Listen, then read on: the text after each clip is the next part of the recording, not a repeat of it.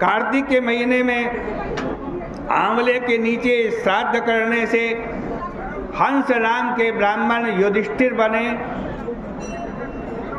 एकादशी को जागरण करने से मित्र नाम के ब्राह्मण मेरा अंश अर्जुन हुए।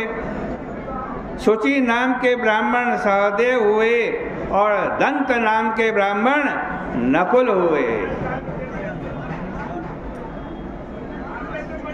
दृढ़ नाम के ब्राह्मण महापराक्रमी भीमसेन हुए। इस प्रकार पूर्व ही पांडवों ने व्रत किया था। इस कारण से हम इन पांडवों के वशीभूत हैं। इनको हम अव्यय पद देंगे। फिर इस व्रत को तुमने किया, इसी से भीष्म पंचक व्रत प्रसिद्ध हुआ। जो लोग मथुरा में, हरिद्वार में, तीर्थ में मेरा व्रत करेंगे, मुक्ति उनके हाथ में रहेगी। सार्वभौम राज्य, स्वर्गलोक, ब्रह्मलोक, विष्णुलोक, योग सिद्धि, मुक्ति हम उनको प्रसन्नता से देते हैं जो भीष्म पंचक के व्रत करते हैं। हमको वशीभूत करने वाला भक्ति योग बड़ा दुर्लभ है। कार्तिक के महीने में व्रत करने से ये प्राप्त होता है। नारद जी कहते हैं कि इस प्रकार व्रत का महत्व सुनकर के भीष्म जी महाराज अत्यंत विस्मित हुए और प्रत्येक वर्ष इस भीष्म पंचक के व्रत को करने लगे। तब से ये व्रत भीष्म पंचक के नाम से प्रसिद्ध हुआ। इसी व्रत के महत्व से बाणों की सैया में प्राप्त भीष्म जी के आगे चतुर्भुज भगवान श्री कृष्ण खड़े रहे। जब तक भीष्म जी ने देह त्याग किया, तब तक कृष्ण जी महाराज उसी स्थान पर खड़े रहे जो कृष्ण की सायुज्य मुक्ति और भक्ति चाहता है। उसको विधि विधान पूर्वक कार्तिक के महीने में इस भीष्म पंचक का व्रत करना चाहिए। और यदि 5 दिन व्रत करने में सामर्थ्य नहीं है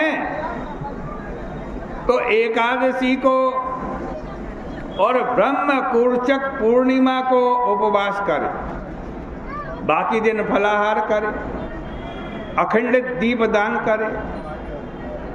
5 व्रत नहीं किए जाते तो प्रबोधनी एकादशी के दिन ब्रह्म कुर्चक व्रत करे, एकादशी अथवा पूर्णिमा को, और किसी 5 दिन में से किसी दिन भी रात्रि दिन उपवास करके पंचगव्य का पान करे।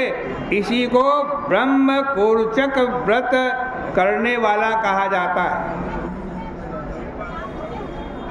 उसको भी भीष्म पंचक व्रत करने का पुण्य फल मिलता है।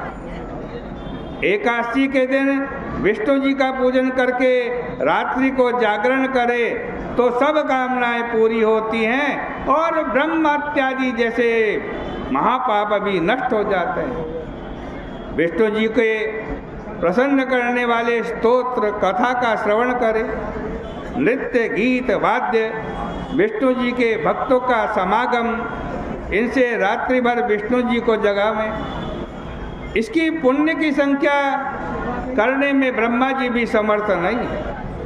ब्रह्म कुर्चक व्रत का धारण करके पीपल और तुलसी और आंवले की 16उपचार से पूजन करें। दही, भात, गन्ना, मूली इनका दान करें। सूत्र से आंवले तथा पीपल के वृक्ष को लपेटे तो असंख्य गुणा पुण्य प्राप्त होता है जिसकी कोई संख्या नहीं। पूर्णमासी को श्राद्ध करे, स्वर्ण, मोती, चांदी, चावल, दीपदान करे।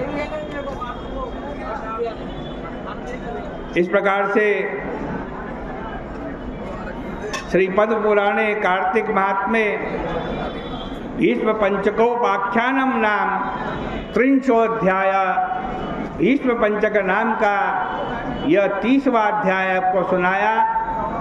इस कथा का पुण्य हम भगवान श्री कृष्ण जी के चरणों में अर्पित करते हैं। आज की चर्चा का यहीं विराम करते हैं।